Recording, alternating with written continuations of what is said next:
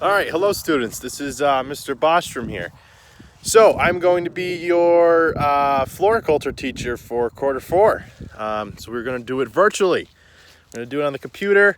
We're going to make some cool videos. Going to be hard to make some floral designs, but we're going to do the best we can. Some of you might be saying, why is Mr. Bostrom teaching plant science? I thought he teaches animal science and mechanics. Well, you thought wrong. So I actually went to UConn and got my bachelor, my 4-year degree in plant science. So I know quite a bit about plants. So I am teaching your floral art class for this quarter four. I do know a lot about plants, animals, mechanics, but my college degree is actually in plant science. So this is my first plant science class I'm teaching, so I'm pretty excited. So we're here today at my family's Christmas tree farm. We also grow vegetables and other stuff. So I'm going to give you a little talk about what we do here, but primarily focusing on flowers. So I grow vegetables and flowers, cut flowers for people. I sell them in bouquets. So this will be perfect for our floral art class. So the property behind me, I'm gonna probably take a lot of videos this upcoming spring about what I'm doing. And I'm going to explain to you and tell you why I'm doing certain things, and hope you guys are going to enjoy it. So let me flip this camera around and I'm gonna give you a little explanation. All right, so we flipped it around here. So this is my vegetable garden here, okay? So this whole front plot where you kind of see all this nice green grass growing. This is where I plant a lot of my vegetables, and I plant a lot of cut flowers. So that's right up our alley. So what I do is, during the springtime and summertime and fall, once all our plants are growing, I'm out here every day, usually in the morning before it gets too hot. And I pick all the vegetables or flowers or whatever is in season or is ready, and then I put them in this little stand that I built. Okay, so I got a sign up front, Bostrom Farm Stand.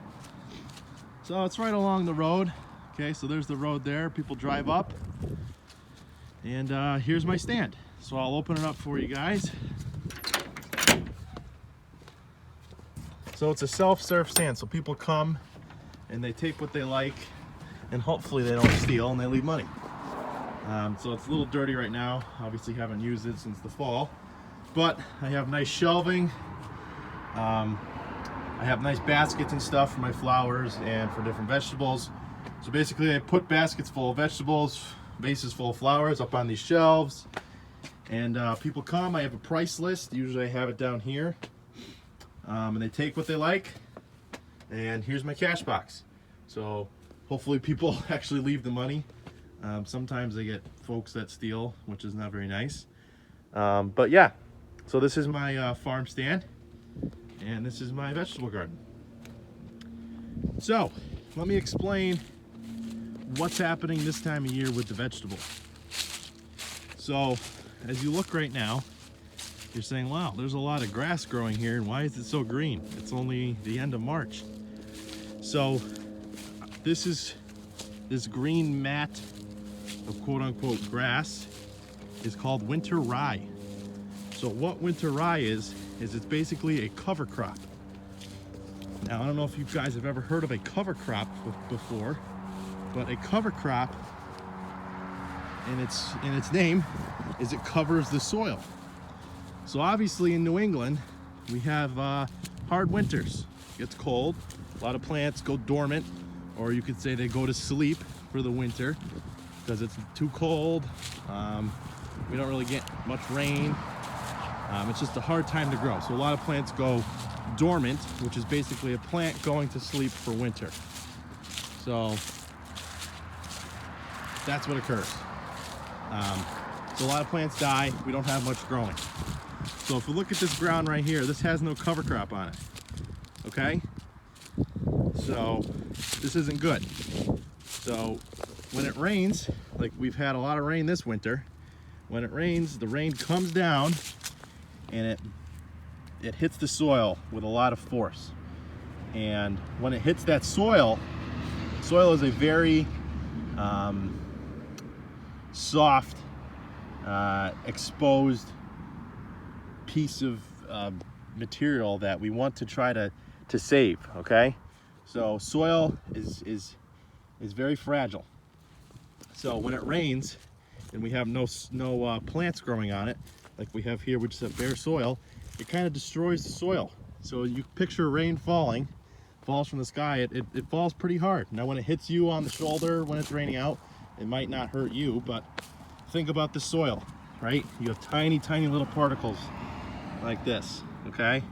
Now, if you were to take a bucket of water and dump it on my hand right now, it would wash all this soil away and kind of destroy it, which is not good because plants get their nutrients, get their water, they stabilize their roots into the soil, okay?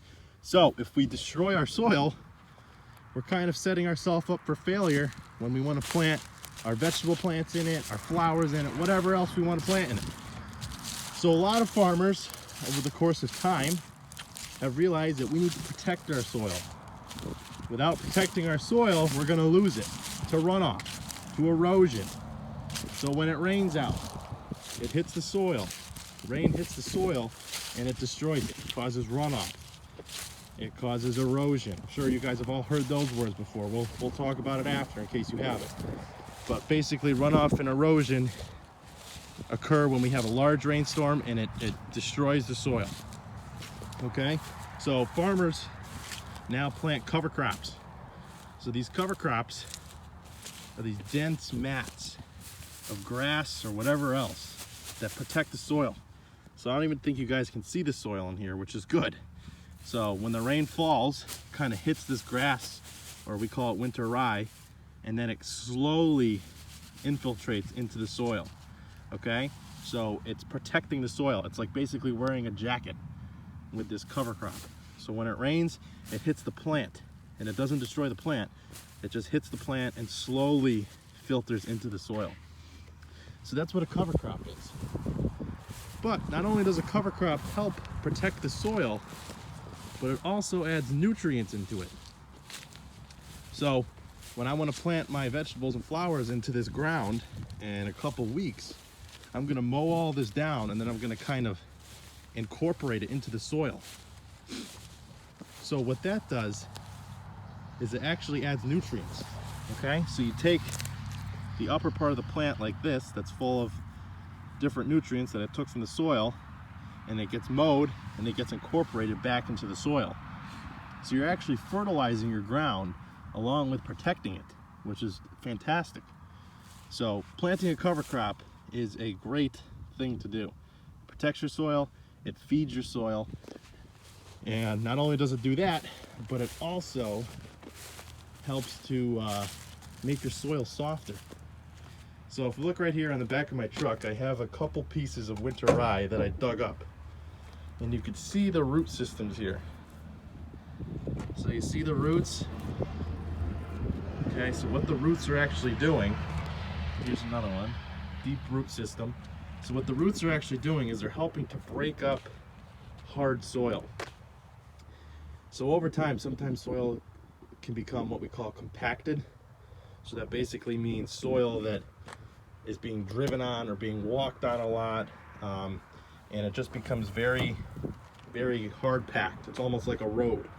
Like, I don't know if you've noticed, if you're walking home from school or you're walking around an amusement park, the corners of the sidewalks always have dead grass and the soil's compacted. That's because people take a shortcut, they walk on the side of the grass, and they compact the soil.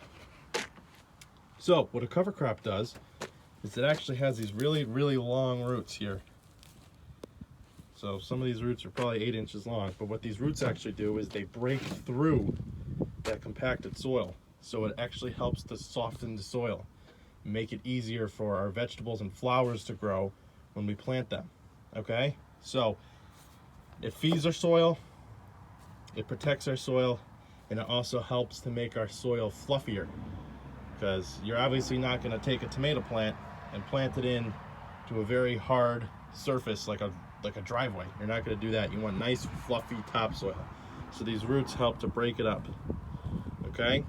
So that's three main things that cover crops do. All right, so in a couple weeks, we're gonna actually mow this and we're gonna plant in it. All right, so be on the lookout for a quiz to be included with this video. Just some basic questions to make sure you watch the video and make sure that you guys are all kind of on Google Classroom and we're all on the same page. So watch the video, answer some questions just to make sure that I know you guys are here and with me. All right, take care guys. Be on the lookout for more videos.